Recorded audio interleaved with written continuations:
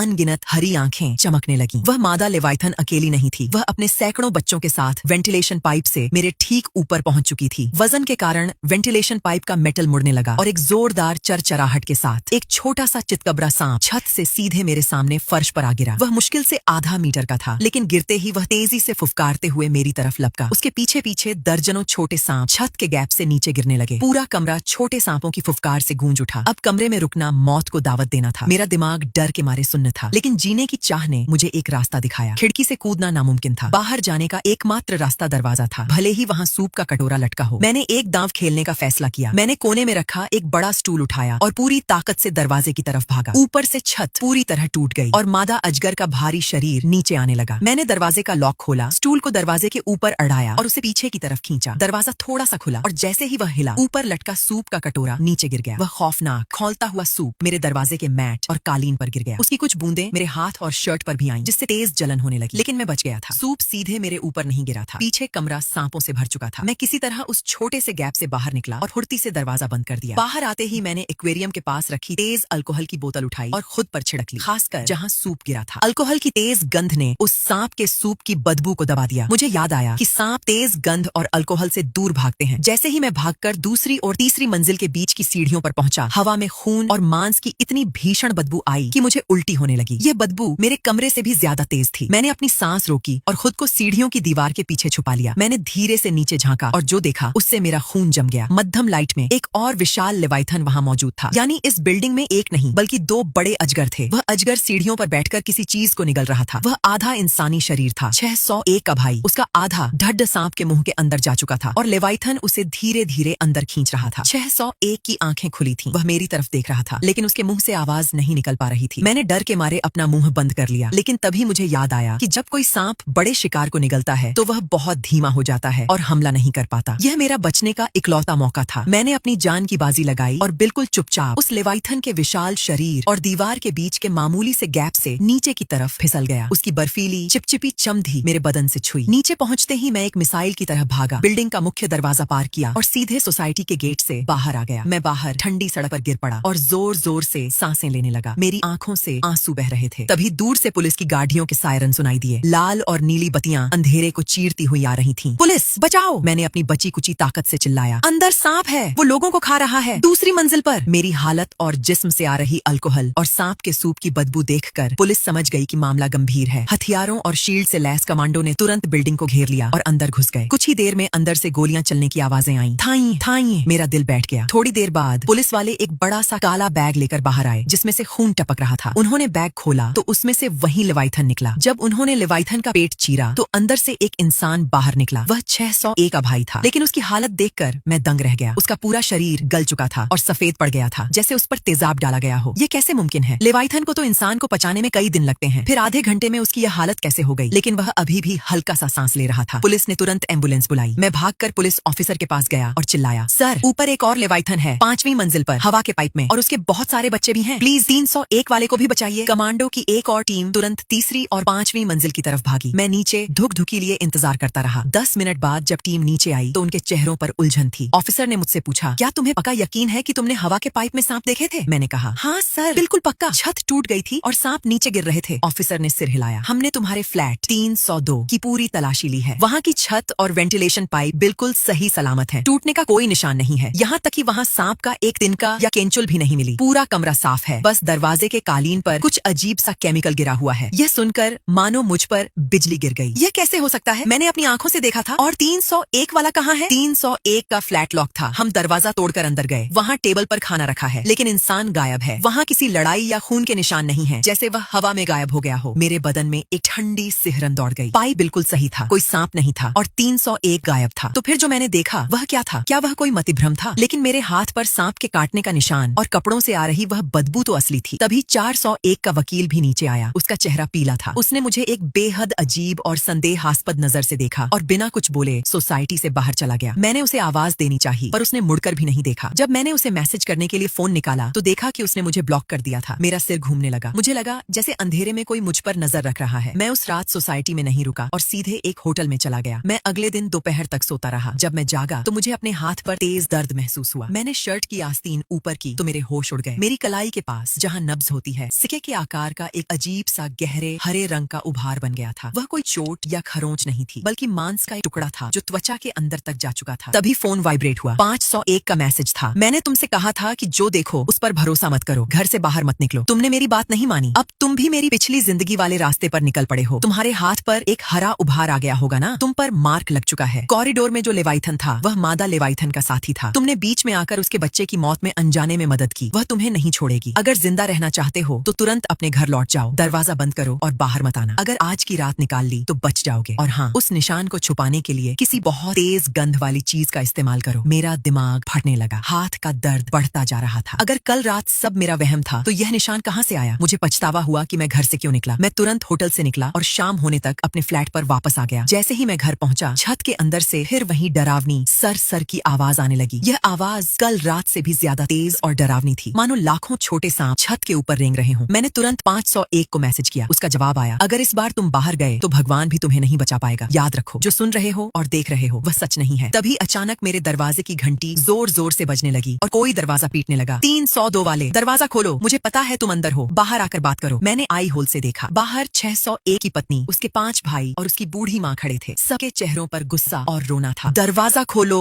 बेरहम इंसान, 601 की पत्नी चिल्लाई। पड़ोसी ली ने देखा है कि तुम सीढ़ियों से भाग रहे थे। तुमने मेरे पति को सांप के मुंह में देखा, फिर भी उसे नहीं बचाया। तुम पुलिस को बुला सकते थे पर तुम भाग गए और तुम्हारी आहट से वह जानवर डर गया और उसने मेरे पति को पूरा निगल लिया। उसके दोनों पैर गल चुके हैं। डॉक्टर कह रहे हैं वो कभी खड़ा नहीं हो पाएगा। यह सब तुम्हारी वजह से हुआ है। मैंने अंदर से ही चिल्लाकर कहा, वह सांप बहुत बड़ा था, मैं कुछ नहीं कर सकता था। मैंने पुलिस को फोन किया था। बाहर से एक आदमी चिल्लाया, बकवास बंद करो, तुम डरपोक हो, सिर्फ अपनी जान बचाकर भागे। हमारे भाई की जिंदगी बर्बाद हो गई, तुम्हें इसका हर्जाना देना होगा। दरवाजा खोलो, नहीं तो हम दरवाजा तोड़ देंगे। एक तरफ छत के ऊपर सांपों की आवाज और दूसरी तरफ बाहर खड़ा यह पागल परिवार। मेरे दिमाग की घंटी बजी, दरवाजा मत खोलना। मैं चुपचाप बेडरूम की अलमारी में छिप गया। बाहर दरवाजा तोड़ने की आवाजें आ रही थीं। 501 ने कहा था कि जो दिख रहा है वह सच नहीं है, पर यह सब इतना असली क्यों लग रहा था? तभी मुझे एक बात अजीब लगी, बिल्डिंग के बाकी लोग कहाँ हैं? कल रात इतनी बड़ी घटना हुई, पुलिस आई, पर 602 की छात्रा और 201 की टीचर का कोई अता पता नहीं था। मैंने तुरंत 201 वाली टीचर को मैसेज किया, मैम आप घर पर हैं? कल रात आप ठीक तो थी? कोई जवाब नहीं आया। फोन किया तो वह स्विच ऑफ था। फिर मैंने 602 वाली लड़की को मैसेज किया, पर वहां से भी कोई जवाब नहीं था। वे सब अचानक कहाँ गायब हो गए? घबराहट में मैंने 501 का सोशल मीडिया अकाउंट चेक किया। उसकी आखिरी पोस्ट कल रात 11 बजे की थी, जो एक धुंधली रात की तस्वीर थी। लेकिन जब मैंने नीचे लाइक्स देखे तो चौंक गया। वहाँ 602 वाली लड़की का लाइक था। वह लड़की बहुत रिजर्व स्वभाव की थी। वह कभी किसी अनजान या अधेड़ उम्र के पुरुष की पोस्ट लाइक नहीं करती थी। और कल रात 11 बजे जब बिल्डिंग में लेवाइथन का तांडव चल रहा था, तब वह उसकी पोस्ट लाइक क्यों कर रही थी? मैंने 501 को मैसेज किया, कल रात तुमने सिर्फ मुझे ही सचेत किया था ना? उसने तुरंत जवाब दिया, हाँ, मैंने सिर्फ उसी को बताया जिसे बचाना जरूरी था। अगर उसने सिर्फ मुझे बताया तो उस लड़की ने उसकी पोस्ट कैसे लाइक की? तभी मुझे याद आया कि मैं और वह 602 वाली लड़की एक ऑनलाइन गेम खेलते थे जिसमें एक दूसरे की लाइव लोकेशन दिखती थी, भले ही दूसरा बंदा ऑफलाइन हो। मैंने तुरंत गेम ओपन किया और उसकी लोकेशन ट्रैक की। जो मैंने देखा उसने मेरे होश उड़ा दिए। उसकी लोकेशन ठीक फ्लैट नंबर 501 के अंदर दिखा रही थी। वह लड़की 501 के घर में क्या कर रही थी? इसका मतलब 501 ही इस सब के पीछे था। तभी छत से सांपों के नीचे गिरने की आवाज आने लगी। अब घर में रुकना मौत थी। मैं अलमारी से निकला और सीधे मुख्य दरवाजे की तरफ भागा। मैंने दरवाजा खोला। बाहर 601 का परिवार खड़ा था। मैंने चिल्लाकर कहा, मैं हर्जाना देने को तैयार हूँ। मैं ये फ्लैट तुम्हारे नाम कर दूंगा। तुम लोग अंदर आकर कागजात देख लो। फ्लैट की बात सुनते ही 601 की पत्नी की आंखें चमक उठी। वह अपने पूरे परिवार के साथ तुरंत अंदर घुस गई और लालच में आकर मेरे मुंह पर ही दरवाजा बंद कर लिया। मुझे अंदर से कुंडी बंद होने की आवाज आई। मैं मुस्कुराया। वह फ्लैट मेरा नहीं, मकान मालिक का था और वैसे भी मेरे बोलने की कोई कानूनी कीमत नहीं थी। वे लोग पैसों के लालच में मौत के कुएं में कूद चुके थे। अगले ही पल घर के अंदर से भयानक चीखें आईं और फिर सब शांत हो गया। मैं तेजी से सीढ़ियों से नीचे भागा और ग्राउंड फ्लोर के स्टोर रूम में छिप गया। मेरे हाथ का हरा निशान अब और गहरा हो चुका था। 501 ने कहा था कि यह सांप का कांटा नहीं है। मेरी नजर कोने में पड़े फिनाइल और एसिड के ड्रम पर पड़ी। मैंने बिना सोचे समझे अपनी पूरी बाईं बांह उस ठंडे और तेज केमिकल के ड्रम में डाल दी। उस तेजाब की जलन ने सांप के जहर के असर को सुन्न कर दिया। मैंने ठंडे दिमाग से सोचा, इस खेल में जो भी पुरुष थे, 301, डिलीवरी बॉय 601, वे सब या तो मारे गए या घायल हुए, लेकिन महिलाएं 602 और 201 बिना किसी शोर शराबे के गायब हो गईं। इसका मतलब 501 का निशाना सिर्फ औरतें थीं। मैंने तुरंत एक चाल चली। मैंने 501 को मैसेज किया। मेरी गर्लफ्रेंड का फोन आया था। वह सोसाइटी के बाहर खड़ी है। उसे नहीं पता था कि यहाँ क्या चल रहा है। बाहर बहुत खतरा है। क्या वह थोड़ी देर के लिए तुम्हारे फ्लैट में छिप सकती है? 501 का तुरंत रिप्लाई आया, हाँ। उसे बोलो सीधे फ्लैट 501 में आकर नॉक करे। मैं दरवाजा खोल दूंगा, पर तुम बाहर मत निकलना, बाहर खतरा है। खुशकिस्मती से कल रात पुलिस स्टेशन में मेरी मुलाकात जिस ऑफिसर से हुई हुई थी मैंने उनका नंबर ले लिया था। मैंने उनके स्टेटस पर देखा था कि आज उनकी टीम हमारी सोसाइटी के पास ही गश्त कर रही है। मैंने तुरंत उन्हें फोन करके पूरी बात बताई। 5 मिनट बाद पुलिस की टीम आ गई। मैं स्टोर रूम से निकला और पुलिस के साथ 5वीं मंजिल पर पहुंच गया। मैंने दरवाजे के पास जाकर 501 को मैसेज किया, मेरी गर्लफ्रेंड पहुंच गई है, दरवाजा खोलो। जैसे ही 501 ने मुस्कुराते हुए दरवाजा खोला, सामने पुलिस को देखकर उसके होश उड़ गए। उसने दरवाजा बंद करना चाहा, लेकिन पुलिस ने उसकी कनपटी पर बंदूक तान दी। जैसे ही दरवाजा खुला, अंदर से एक ऐसी भीषण सड़ी हुई और नशीली बदबू आई कि कॉरिडोर में खड़े पुलिस वालों का सिर चकराने लगा। कमांडो ने तुरंत 501 को जमीन पर दबोच लिया। वह पागलों की तरह छटपटा रहा था। पुलिस ने एंटी गैस मास्क पहने और घर के अंदर दाखिल हुए। जैसे ही टॉर्च की रोशनी कमरे के अंधेरे को चीरती हुई अंदर गई, वहाँ का मंजर देखकर सबका खून जम गया। 602 की छात्रा और 201 की टीचर वहाँ बेहोशी की हालत में बंधी थीं और कमरे के बीचों बीच एक विशाल मादा लेवाइथन पिंजरे में बंद थी, जो बेहद गुस्से में फुफकार रही थी। उसकी सुनहरी आंखें चमक रही थीं और मुंह से लार टपक रही थी। उसके पास कई खाली इंजेक्शन और अजीब से केमिकल पड़े थे। वहाँ एक लैब जैसी टेबल थी, जिस पर कांच की छोटी छोटी शीशियों में कोई अजीब सा परफ्यूम भरा था। वहाँ की बदबू इतनी भयानक थी कि एक पुलिस वाला दीवार पकड़कर उल्टी करने लगा। ऑफिसर ने गुस्से में 501 की कॉलर पकड़ी और चिल्लाया, कमीने, ये क्या बकवास है? तुमने इन लड़कियों के साथ क्या किया है? जमीन पर पड़ा 501 समझ गया कि वह फंस चुका है, लेकिन उसके चेहरे पर डर नहीं, बल्कि एक अजीब सी सनक और पागलपन भरी हंसी थी। उसने हंसते हुए कहा, मैंने क्या किया? मैं तो इस दुनिया का सबसे अनमोल इत्र बना रहा हूँ, सांप का इत्र। उसने लेवाइथन की तरफ इशारा करते हुए कहा, 301 वाले बेवकूफ ने इसके बच्चे को मार दिया था। मैंने जानबूझकर ग्रुप में वह बातें लिखी ताकि यह मादा लेवाइथन चरम गुस्से और दुख में आ जाए। इस हालत में इसका शरीर जो पाचक रस पैदा करता है, वह सबसे शुद्ध होता है। मैंने इन लड़कियों को एक खास केमिकल देकर इस लेवाइथन के सामने डाल दिया। यह लेवाइथन जब इन्हें निगलता है तो आधे घंटे में इनका शरीर इसके पेट के एसिड से गलकर एक खास वसा में बदल जाता है। यह अजगर उस आधे पचे हुए मांस को उल्टी करके बाहर निकाल देता है, जिसे इसके छोटे बच्चे खाते हैं, और अंत में जो लिक्विड बचता है उससे दुनिया का सबसे नशीला इत्र बनता है। यह इत्र इंसानों की सबसे गहरी वासना को जगा सकता है, हर दर्द को मिटा सकता है। बड़े बड़े रईस और गुप्त अमीर लोग इसके एक कतरे के लिए करोड़ों देने को तैयार हैं। मैंने जिंदगी में कई बार यह इत्र बनाया है। इस बिल्डिंग को मैंने इसीलिए चुना क्योंकि यहाँ की मिट्टी में यिन ऊर्जा है। मैं बस एक और लॉट तैयार करने ही वाला था कि तुम पुलिस वालों ने सब बर्बाद कर दिया। मैंने घृणा से उसकी तरफ देखा तो तुम्हारा असली निशाना ये औरतें थीं। और 301 कहाँ गया? उसने कोने में पड़ी मांस की एक सड़ी हुई ढेरी की तरफ इशारा किया। पुरुषों का मांस बदबूदार होता है, वह इत्र के काम का नहीं था। लेवाइथन को उसे मारना था, सो उसने मार दिया। तो हमारे दरवाजों पर वह सूप का कटोरा तुमने रखा था? 501 हंसा, हाँ मैंने ही रखा था, ताकि लेवाइथन तुम लोगों को निपटा दे और मुझे मेरा काम करने का समय मिल जाए। पर वह 401 का वकील बीच में अड़ गया। मैंने कल रात ही उसे मोटी रकम देकर इस शहर से हमेशा के लिए भगा दिया था। यह सुनते ही मुझे याद आया कि कल रात 401 वाले ने मुझे किस अजीब नजर से देखा था। वह भी इस पाप में शामिल हो चुका था। 501 ने मेरी तरफ देखकर कहा, और रही बात पुनर्जन्म की, तो वह सब झूठ था ताकि तुम मुझ पर भरोसा करो। मैंने उन लड़कियों को भी यही कहानी सुनाई थी, पर तुम्हारी किस्मत अच्छी थी कि तुम बच गए। मेरा गुस्सा 7वें आसमान पर पहुंच गया। मैंने पुलिस वाले का डंडा छीना और 501 को तब तक पीटा जब तक पुलिस ने मुझे पीछे नहीं हटाया। इस बीच मैंने चुपके से 301 के घर से लाया हुआ सांप के मांस का एक टुकड़ा 501 की जेब में डाल दिया। पुलिस ने वन विभाग को बुलाया। वे सांप अवैध रूप से पाले गए थे, इसलिए पुलिस उन्हें मारना नहीं चाहती थी। 501 को जेल भेज दिया गया। ठीक 3 दिन बाद जेल से एक खबर आई। 501 को उसकी कोठरी के टॉयलेट के पास मृत पाया गया। उसके शरीर पर दर्जनों छोटे और जहरीले सांप लिपटे हुए थे, जिन्होंने उसे डस कर मार डाला था। पूरी कोठरी में सांप के इत्र की वही अजीब सी महक आ रही थी, जो अब सड्डन की बदबू में बदल चुकी थी। वे सांप जेल की वेंटिलेशन पाइप से अंदर घुसे थे, और अजीब बात यह थी कि घटना के वक्त जेल के सारे सीसीटीवी कैमरे अपने आप बंद हो गए थे। कानून से तो वह बच जाता, लेकिन प्रकृति के न्याय ने उसे नहीं छोड़ा।